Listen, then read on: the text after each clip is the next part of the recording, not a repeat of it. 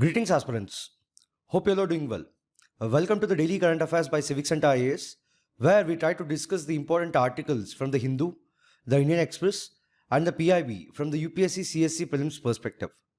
Displayed are the list of topics which we are going to discuss in today's video. The first article of the day says that the Calcutta High Court on Tuesday transferred the investigation into the rape and murder of a doctor at the RG Kar Medical College and Hospital here to the Central Bureau of Investigation CBI. In this context, let us talk about the various aspects related to the CBI. See, the Central Bureau of Investigation, in short called the CBI, which functions under the Department of Personnel, Ministry of Personnel, Pension and Public Grievances of the Government of India, is the premier investigating police agency in India. Know that it was established as the Special Police Establishment in the year 1941 to investigate cases of corruption in the procurement during the Second World War. Later, the Santanam Committee on the Prevention of Corruption recommended the establishment of the CBI. Hence, the CBI was then formed by a resolution of the Ministry of the Home Affairs, but the Ministry of Personnel later on took over the responsibility of the CBI, and now it plays the role of an attached office. So, based on its motto, mission and the need to develop professionalism, transparency, adaptability to change and the use of science and technology in its working, the CBI will focus on the following aspects. Firstly, combating corruption, economic and violent crimes through thorough investigation and prosecution. Then, developing systems for effective investigation and prosecution in courts. Thirdly, to assist in fighting cyber and high-tech crime. Next, to foster a healthy work environment with team building and trust. Then, it also supports the state police and law enforcement in national and international investigations. Also, it puts lead efforts against the national and transnational organized crime. Further, it upholds the human rights and protects the environment, arts and heritage. Then it promotes the scientific temper, humanism and reform. Next, it strives for excellence and professionalism in all areas. Further, investigates corruption, bribery and misconduct of the central government employees. Also, it investigates the breaches of the physical and economical laws. Then it also investigates serious crimes with national and international impact by organized criminal gangs. Lastly, it coordinates anti-corruption efforts with the state police forces. Significantly, the CBI is the India's representative for the correspondence with the Interpol. The second article of the day says that as the first phase of Tarang Shakti, which is the largest multilateral air exercise hosted by the Indian Air Force, comes to a close, Air Marshal V.R. Chowdhury announced plans to make the exercise a biennial event while stressing that it should be seen as a challenge to any other nation. In this context, let us talk about Tarang Shakti. See, Tarang Shakti is the largest multilateral air exercise hosted by the Indian Air Force and the India's first multinational air exercise involving participation from 30 nations.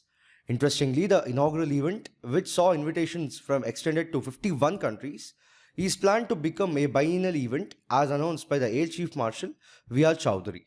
Further, the exercise is designed not as a challenge to any nation, but as an opportunity for enhancing the global military cooperation. Know that the exercise is to be held in two phases.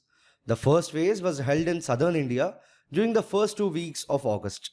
Then, the second phase is scheduled in the western sector from the end of August to mid-September.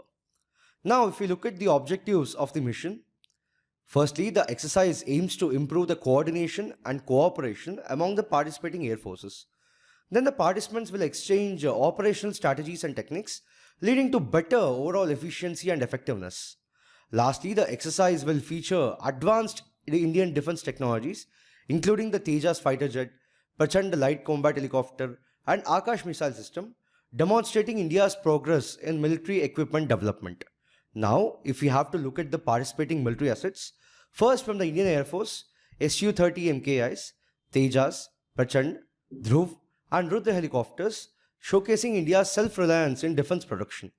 Then international advanced aircraft such as the F-18, A-18, C-130, F-16, A-10, KC-130 and KC-135 from countries like the USA, UAE and Singapore, along with the Eurofighter Typhoon and Rafale from France and Germany. Lastly, Indian Navy also participated with the MiG-21K aircraft in Phase 1, adding a maritime dimension and demonstrating joint operational capabilities. The next article of the day says that the Goods and Services Tax Council, which is the GST Council, will hold its 54th meeting in the capital on September 9th. In this context, let us talk about the GST Council. See, the idea of a nationwide GST in India was first proposed by the Kelkar Task Force on Indirect Taxes in the year 2000. Then the GST Council was notified with effect from 12th September 2016. Notably, for assisting the GST Council, the Office of the GST Council Secretariat was also established.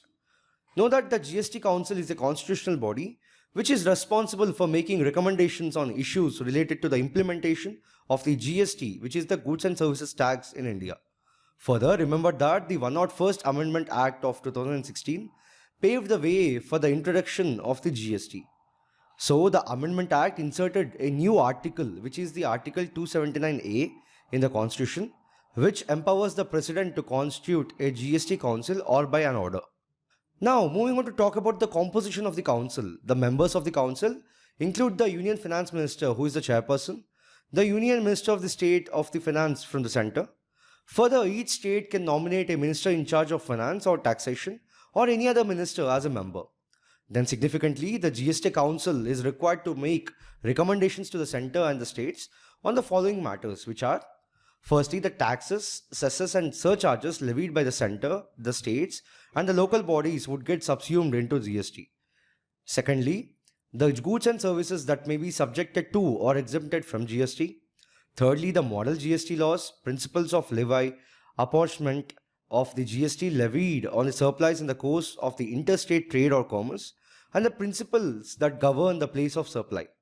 Next, the threshold limit of the turnover below which the goods and services may be exempted from GST. Then, any special rate or rates for a specified period to raise additional resources during any natural calamity or disaster. And lastly, recommending the date on which the GST may be levied on petroleum crude, high-speed diesel, motor spirit, natural gas and aviation turbine fuel. The next article says that the Defence Research and Development Organization DRDO successfully carried out the maiden flight test of the long-range glide bomb LRGB GAURAV from a Su-30 Mk-1 aircraft jet of the Indian Air Force. Know that the test was conducted off the coast of Odisha. In this context, let us talk about the GAURAV and then about DRDO. See, GAURAV is an air-launched 1000 kg class glide bomb capable of hitting targets at long distances. Then after being launched, the glide bomb steered towards the target using a highly accurate hybrid navigation scheme. Know that the GAURAV has been designed and developed indigenously by the Research Center Imarat, RCI, Hyderabad. Now, moving on to talk about the DRDO. See, it was established in the year 1958 with the motto of Balasya Mulam Vignanam.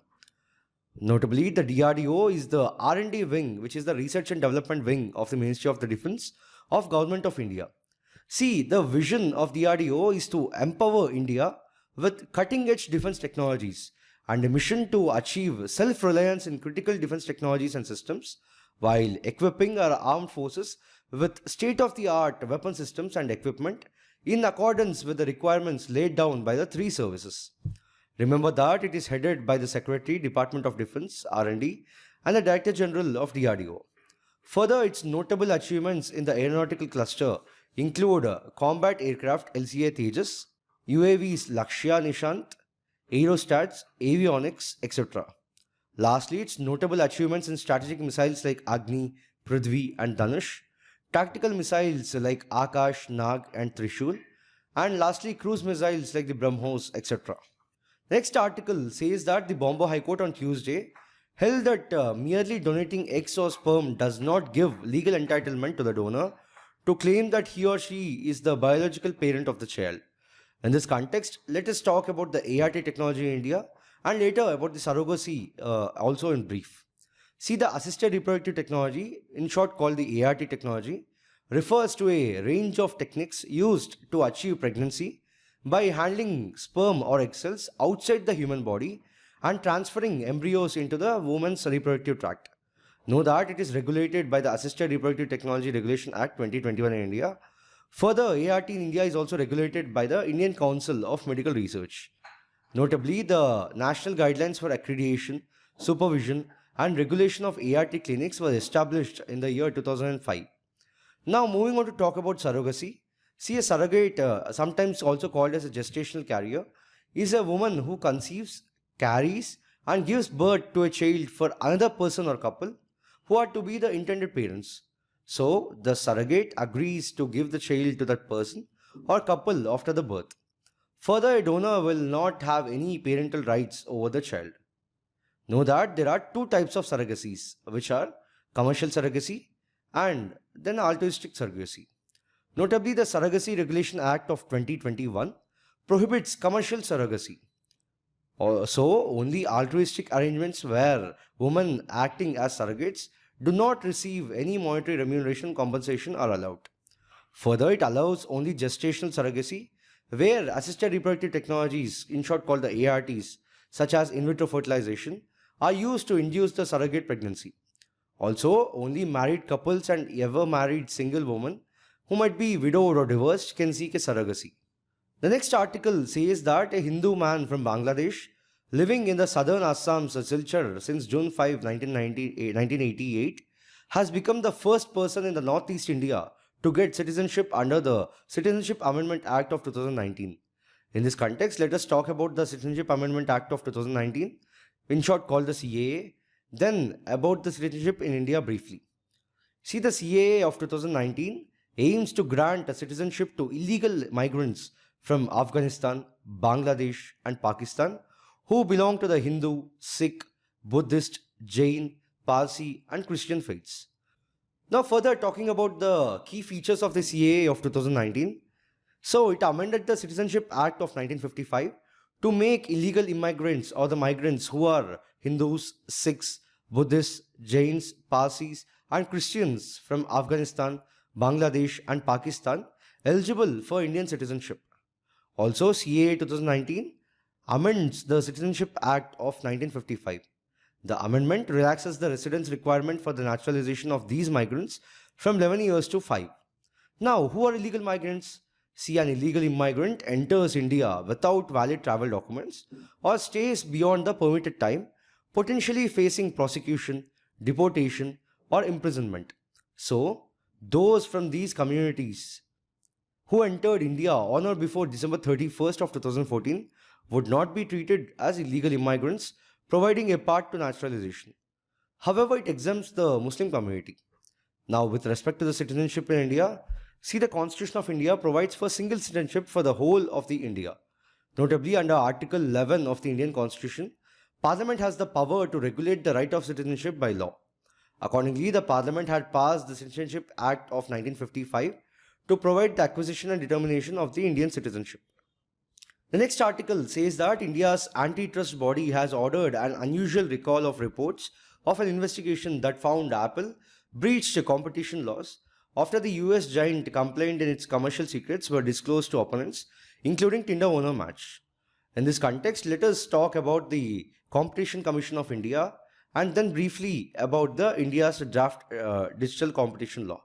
See, the Competition Commission of India, in short called the CCI, was established in the year 2009 of March by the Government of India under the Competition Act of 2002 for the administration, implementation and enforcement of the Act. Know that the Commission operates as a quasi-judicial body, providing opinions to statutory authorities and adjudicating cases. Now, talking about the evolution of the CCI, see, it was established in response to the need for promoting competition and private enterprise, especially after India's economic liberalization in the year 1991. Further, it replaced the Monopolies and Restrictive Trade Practices Act of 1969 based on the recommendations from the Raghavan Committee. Now, if we have to talk about the objectives, firstly, to eliminate the practices having adverse effect on competition. Secondly, to promote and sustain competition. Thirdly, to protect the interests of the consumers. And lastly, to ensure freedom of trade in the markets of India. Now, what is India's draft digital competition law? See, taking a leaf out of the European Regulatory Handbook, India has proposed a new digital competition law that could stop tech giants like Google, Facebook and Amazon from self-preferencing their own services or using data gathered from one company to benefit the other group company. Further, the draft law called the Digital Competition Bill of 2024 also has provisions to set presumptive norms to curb anti-competitive practices before they actually take place. It further promises to impose heavy penalties for violations which could amount to billions of dollars. So if this were to go in force, it could require big tech companies to make fundamental changes to their various platforms. Now, in the context of the article displayed here, let us talk about the key changes in the Waqf Amendment Bill.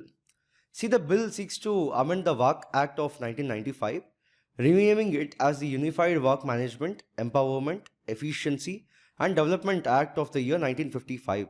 So, the bill introduces comprehensive changes which are aimed at improving the administration and management of Waqf properties. Now, if we have to talk about the key changes, firstly, with respect to the title and scope, it renames the Waqf Act of 1955. So additionally, it proposes amendments to enhance the management of Waqf properties. Secondly, with respect to definitions, it clarifies the definition of the Waqf as a property endowed by a Muslim with at least 5 years of practice. Further, it introduces the new definitions including the Afghan Khani Waqf, Bohra Waqf and government property. Then with respect to the governance, it transfers the powers from the Waqf boards or tribunals to the state governments. Also, it allows non-Muslim CEOs and members on the state Waqf boards. Further, it permits the central government to audit Waqfs through appointed auditors.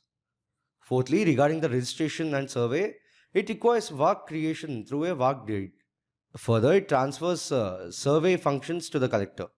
Also, it mandates the public notice before the land records are mutated as Waqf property. Then, with respect to the composition of the boards, it broadens the composition of the Central Waqf Council and State Waqf Boards, ensuring representation of Muslim women, non-Muslims, and various Muslim communities such as Shia, Sunni, Broha, and Agar Khani. Lastly, the bill removes the provision that allowed for properties to be deemed Waqf through continuous use by Muslims, making valid Waqf deeds mandatory for property registration. The next article says that the MSCI INC has added 7 stocks in MSCI India index, resulting in the net passive inflows of $2.7 billion to $3 billion from the foreign institutional investors in the country. In this context, let us talk about the MSCI index. See, MSCI, which stands for the Morgan Stanley Capital International, is a leading provider of critical decision support tools and services for the global investment community. Although it originated as part of the Morgan Stanley, MSCI is now an independent company specializing in investment research. Know that it offers a wide range of products, including stock indexes, portfolio risk and performance analysis, and governance tools which are primarily used by the institutional investors and hedge funds. Further, MSCI's extensive portfolio includes over 160,000 indices that help in the construction and monitoring of the portfolios. Notably, these indices cover various categories such as countries, regions, emerging markets, developing markets, small cap, all cap, and even specialized indexes like the Islam indexes. So MSCI selects the stocks for its equity indexes based on criteria such as liquidity and tradability, giving more weight to companies with a high free float. Also, the company prioritizes stocks with active investor participation and minimal ownership restrictions to ensure the indices are both representative and functional. Now, talking about the MSCI India Index, see, it is a specific index designed to reflect the performance of the large and mid-cap segments of the Indian stock market.